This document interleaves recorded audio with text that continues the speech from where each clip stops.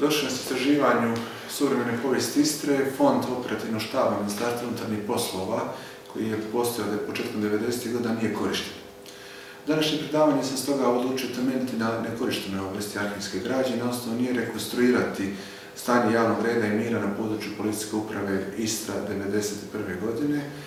Policijska uprava Točni Pula se tada zvala i obuhvaća najveći dio današnjeg poluotoka i pokušao sam na osnovu toga rekonstruirati kako je tekao, jedan, ajmo reći, rat u pozadini.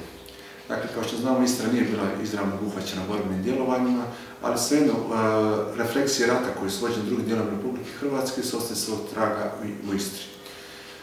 Na osnovu počinitelja, znači kršitelja javnog reda i mira, sam nastavio prezentirati kroz 6 točaka samu problematiku, znači djelovanje JNA na prostoru Istre, djelovanje Hrvatske oružanih postrojbi, problem nekontroliranog korištenja ilegalnog oružja, problem cestovnih komunikacija, problem pripadnika velikosrpskog pokreta na ovom prostoru.